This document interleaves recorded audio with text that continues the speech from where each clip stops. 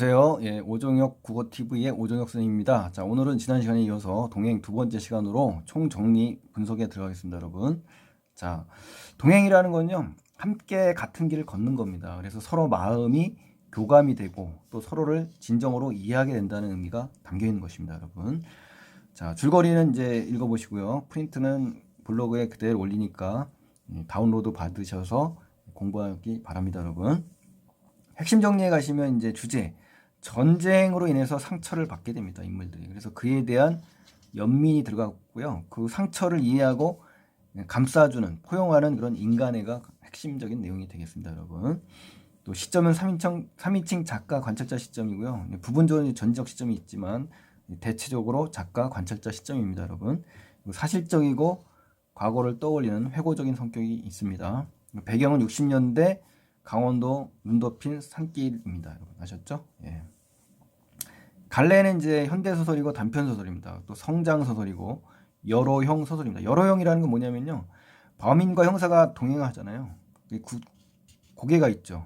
그리고 이 고개를 오르는 과정에서 대립과 갈등이 상승되죠.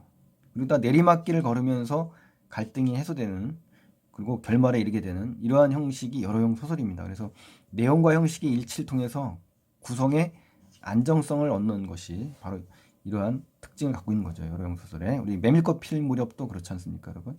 자, 참고로 꼭 알아두시고요. 이 서술상 특징으로 가겠습니다. 첫 번째, 6.25 당시 한 마을에 야기된 살벌한 사륙, 살인이죠. 소용돌이와 개인의 원한 및 죄의식을 보여주는 소설입니다. 그리고 두 번째는 개인의 내면에 숨은 욕망이 역사적 흐름, 6.25죠. 엇물려서 비극적 모습을 일으키는 한 단면을 극적으로 압축해서 제시해 줍니다. 그리고 세 번째는 살인범 억구와 형사가 서로의 신분을 몰라요. 그리고 겨울밤 눈 덮인 산길을 동행하는 여로형 구조로 전개된다는 거 중요합니다. 또 길을 가면서 어때요? 삽입되는 두 사람의 과거담이죠. 그리고 단순한 사건의 전개가 입체감을 얻게 됩니다. 두 사람의 그 이야기를 통해서요. 과거의 이야기를 통해서. 그리고 이제 고개를 오르고 내려가면서 어때요? 대립과 갈등이 상승하죠. 예. 고개를 올라가면서 상승하고 또 내려가면서 풀리는 이러한 구성의 안정성을 갖고 있다. 이렇게 다시 한번 정리를 하시고요. 또 우리의 역사 속에서 한 인간이 겪어야 했던 이 갈등과 고뇌를 상징적으로 좀 그려냅니다. 그리고 전쟁이 남긴 갈등, 상처, 이거를 이해하고 용서하는 인간의 과정이 핵심인 거겠죠. 예. 추리 소설적 기법을 통해서 서사 전개 과정에서 긴장감을 줍니다. 독자에게요. 그리고 감추는 듯한 객관적 시점, 그리고 간결한 문체, 이러한 문체로 극적 분위기를 더 조성하고요. 두 사람의 관계를 굉장히 은밀하게 유지시켜주는 기능을 합니다. 또 대화와 내적 독백이 주로 나오면서 인물의 심리적 갈등을 제시해주고요. 또 전쟁을 소재로 해서 인간의 운명과 의식의 성장이라는 문제를 다루게 됩니다. 그리고 시간을 넘나들죠. 또 인물의 정황을 입체적으로 제시하는 그런 효과를 줍니다, 여러분. 그리고 말하기와 보여주기를 통해서요. 두 인물의 심리적 갈등을 제시하고 있다는 거, 꼭 한번 정리를 해주시기 바랍니다. 자, 그 다음에 이제 사실 또는 진실을 감추는 듯한 문체를 씁니다. 이 소설이 전반적으로. 그래서 추리 소설 같아요. 그래서 긴장감을 유발시키면서 흥미감도 있죠, 독자에게. 그렇죠? 두 사람이 대화에 말줄임표가 자주 나오면서 서로의 신분을 모르는 데에서 오는 머뭇거림의 심리를 잘 표현하고 있습니다, 여러분. 자, 인물의 특징 한번 살펴볼까요? 두 사람이죠, 두 사람. 억구는 키가 작습니다, 굉장히. 그리고 저돌적이고 잔인합니다. 살인을 했잖아요. 또 초라한 차림새고 걸음걸이가 허전합니다. 어릴 때부터 천덕꾸러기로 자라가지고요. 6.25 때 이제 득수를 죽입니다.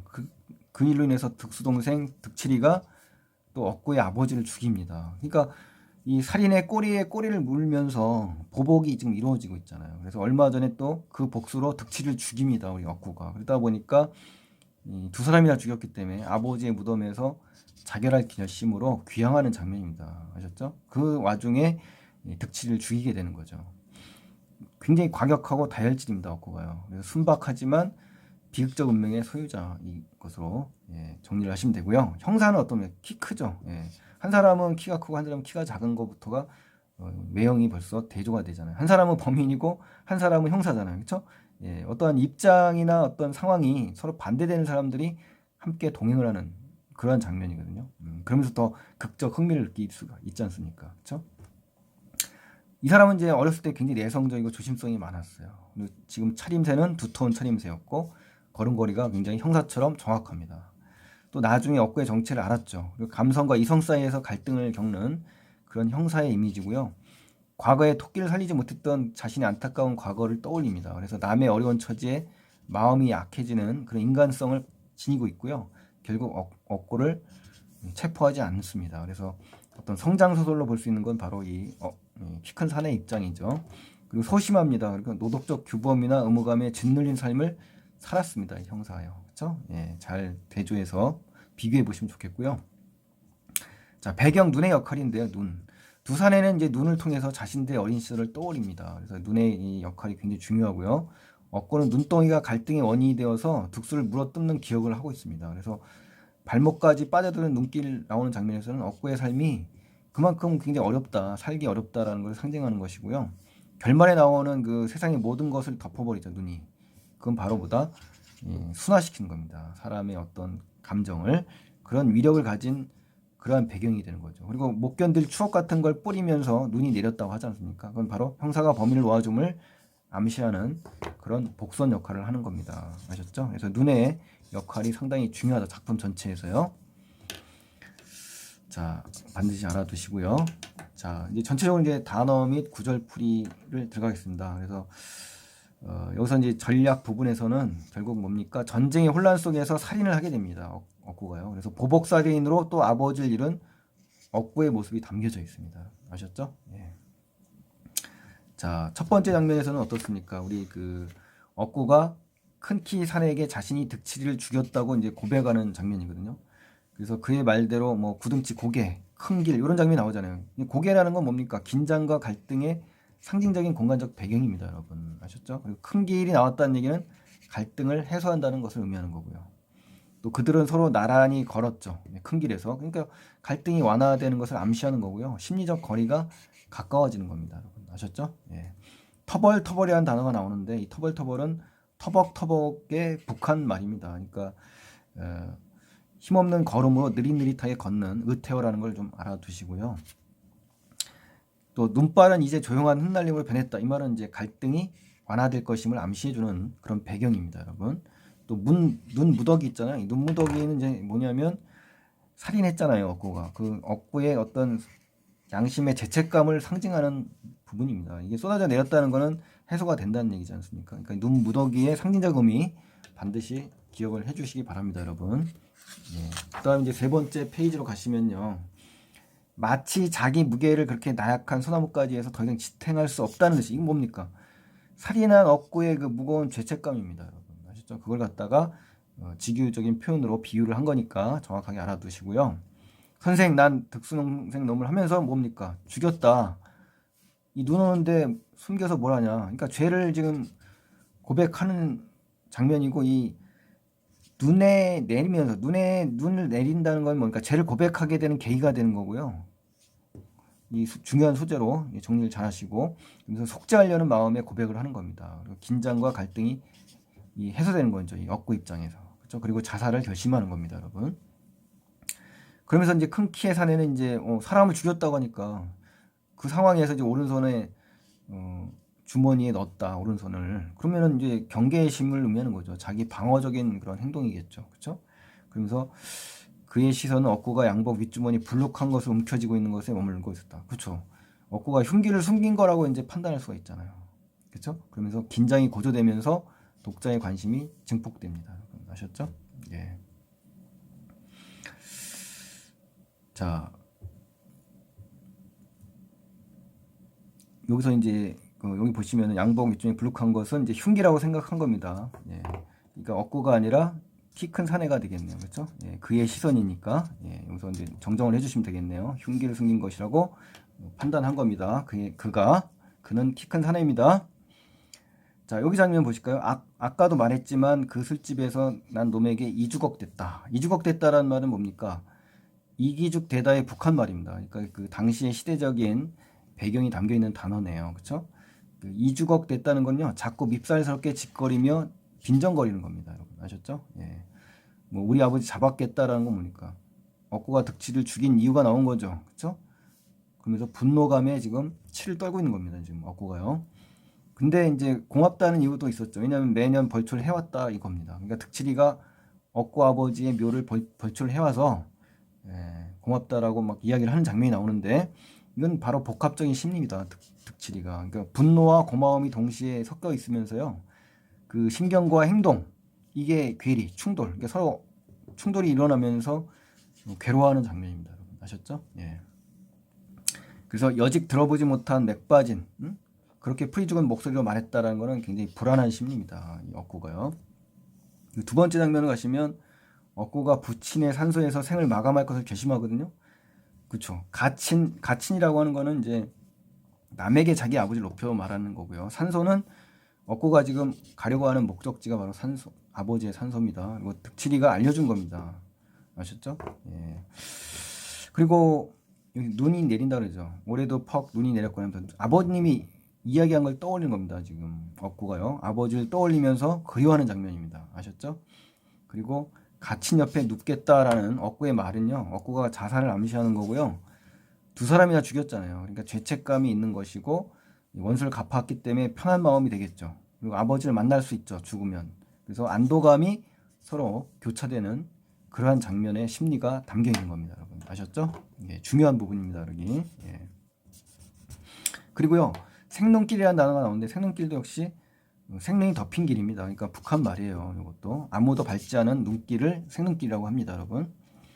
자, 그리고 이제 여기 나서 이제 여기 참 바로 저기 보이는 요 장면은 뭐냐면은 이제 그 억구가 키 큰 사내에게 지금 배려하는 말하기입니다. 이렇게 해서 자세하게 그 정보를 알려주죠. 그러니까 결국 뭐냐면 사내를 배려하는 마음을 갖고 있는 겁니다. 이 억구는 아셨죠? 순박한 면도 있어요, 그렇죠? 그리고 서걱서걱이란 부사어가 나오는데요. 이 부사어는 눈이 내리거나 눈 따위를 밟을 때 나는 소리입니다. 그래서 음성 상징어인데 의성어입니다, 여러분. 의성어. 자, 그다음에 이제 세 번째 장면으로 가시면 이제 큰 키의 사내가 억구를 놓아줍니다. 풀어주게 되거든요. 자, 억구의 을신연스럽다는 건 몹시 스산하고 쓸쓸하다는 얘기입니다. 노형 잠깐 그러죠. 이제 억구를 부르죠. 갈등하는 상태에서 부른 말입니다. 갈등하는 상태에 아직까지. 그러면서 말소리 속에 강인한 무엇인가 깔려 있다. 이 장면에서는 이제 강인한 무언가를 판단하면서 내적 갈등을 하고 있는 장면이네요. 내적 갈등이요. 예. 완전히 판단은 하진 않지만 내적 갈등을 강하게 지금 하고 있는 겁니다. 아셨죠? 예. 그리고 대걱거린다. 대걱거린다는 얘기는 크고 단단한 물건이 부딪히는 소리가 막 잇따라 난다는 겁니다. 아셨죠? 예. 그리고 오보 안주머니에 손을 넣어 무엇인가 움켜쥔 그런 자세다. 긴장감이 이제 고조되는 장면이죠. 그렇죠? 예. 자, 그다음에 이제 마지막 네 번째 페이지로 가겠습니다. 억구가 이제 짐짓, 추스른다. 짐짓이라는 단어는요, 일부러, 마음은 그렇지 않지만 그냥 일부러 그렇게 한다는 거예요. 그래서 몸을 추스린다. 일부러 몸을 가다듬는다. 뭐 이런 얘기고요. 억구 앞에 멈춰선 큰 키의 사내가 할 말을 잊은 듯 멍청하니 고개를 위로 향했다. 이 말은 내적 갈등을 하는 겁니다. 형사로서 체포 여부를 고민하겠죠. 그렇죠? 예. 그 이제 요 장면 있죠. 그날 밤 하면서 과거를 떠올리는 장면. 키 큰 사내가 이제 과거를 떠올리는 장면입니다. 그래서 이 담의 의미는 중요하죠. 현실적인 제약이면서 사회적, 도덕적 규범을 상징합니다. 그래서 굉장히 중요합니다, 여러분. 그리고 이 장면에서는 계속 소심함을 도덕적인 규범이라고 합리화합니다. 그러니까 자기의 그 소심함과 내성적인 부분을 이 도덕적 규범이라고 합리화시키는 그런 장면입니다. 어떻게 보면 이제 아전인수격이 되는 거죠. 그렇죠? 예. 그래서 마지막에 새끼 토끼의 의미가 나오는데, 이 새끼 토끼를 구할 생각을 거두고 담만 돌다 돌아가고 말았다면서 스스로 죄책감을 갖고 있는 겁니다. 자괴감. 아셨죠? 그래서 이 장면, 과거 회상 장면에서는요, 억구를 불러 세워놓고 새끼 토끼와 관련된 과거를 떠올립니다. 이 큰 키의 사내가. 그러면서 이 새끼 토끼는 바로 누굽니까? 억구와 동일시하는 그런 소재라는 거 반드시 알아두시기 바랍니다. 예. 그러면서 이제 아니 선생 남을 불러놓고 왜 하늘만 쳐다보시오라고 억구가 이야기하죠. 사내의 정추를 모른다는 얘기입니다. 그리고 지속적인 내적 갈등의 상황입니다. 생각하는 표정을 거두지 못한다는 것은 키 큰 사내가 아직도 내적 갈등을 해소하지 못하고 고민하고 있다는 겁니다, 여러분. 예. 그리고 산속 소나무 위에서 눈 무더기가 사르르 쏟아졌죠. 이 눈 무더기란 말은 마음의 짐입니다. 즉 억압적인 현실인 거죠. 아셨죠? 그리고 나서 눈의 무게를 지탱할 수 없을 듯이 연거푸 분이 내렸죠. 내려 쌓였죠. 그럼 바로 뭐다? 갈등이 해소된다는 뜻입니다, 여러분. 그거를 배경이 상징하는 겁니다, 여러분. 또 선생 발이 시립니다. 응? 원, 별, 양반도. 그러면서 이제 상대방 정체를 모르는 겁니다. 억구가 사내의 정체를 몰라요. 서로가 누군지 정확히 모르는 상황입니다, 여러분. 아셨죠? 예, 남남이에요, 남남. 예. 그리고 여기서 나오는 이제 소재 중에 억구가 가져온 이홉들이 소주병 노란 덮개가 보인다 그랬죠. 요 장면은 뭐냐면 억구의 말이 사실이라는 거죠. 자살할 거라는 거. 산소에 가서. 그리고 부친의 무덤에서 술을 따르고 그 옆에서 자살한다는 거잖아요. 그래서 요 소재의 상징적인 의미는 경계와 의심이 이제 해소되는 겁니다. 이걸 근거로요. 그리고 체포하지 않겠다고 결심하게 만든 결정적인 소재가 바로 이 이홉들이 소주병 노랑 덮개입니다, 여러분. 그래서 상대방을 진정으로 이해하고 위로한다는 생각을 하게 되는 거죠. 이 키 큰 사내가요. 그 순간 망설이던 큰 키의 사내 얼굴에 어떤 결의의 빛, 결의라는 거는 결심을 했다는 거잖아요. 그러니까 억구를 체포하지 않겠다는 결심을 드디어 한 겁니다. 그래서 주머니에서 손을 뺐죠. 그리고 무언가 내밀었죠. 이 긴장감이 고조되잖아요. 독자의 시선을 잡아 끌고요. 나는 담만 돌았다. 무서웠던 거다. 이건 뭡니까? 과거의 실수를 다시는 하지 않겠다는 겁니다. 그래서 자기의 결심과 자기의 용기가 이 속에서 드러나는 거죠. 아셨죠? 이 용기 있는 행동을 하겠다는 것이 지금 반영되는 겁니다. 그러나 제가 지금 드린 담배는 하면서 이 담배의 의미 중요하다고 했습니다. 한 개씩만 피우셔야 합니다. 자살하지 말라는 당부를 간접적으로 표현한 겁니다. 그래서 이 담배의 상징적 의미는 억구에 대한 이해와 따뜻한 인간애를 상징하는 중요한 소재입니다, 여러분. 아셨죠? 이 소주병 노란 덮개하고 이 담배의 상징적 의미 반드시 기억을 하셔야 됩니다. 그리고 큰 키의 사내 얼굴에 엷은 미소가 번졌다. 이 미소가 번졌다는 얘기는 어떤 겁니까? 자기 만족감이죠. 자신의 상처도 치유가 된 겁니다, 여러분. 아셨죠?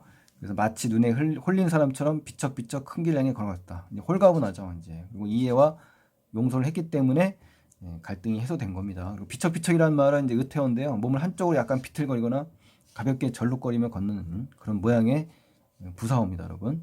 자, 그러면서 느닷없이 억구가 웃음을 터뜨렸죠.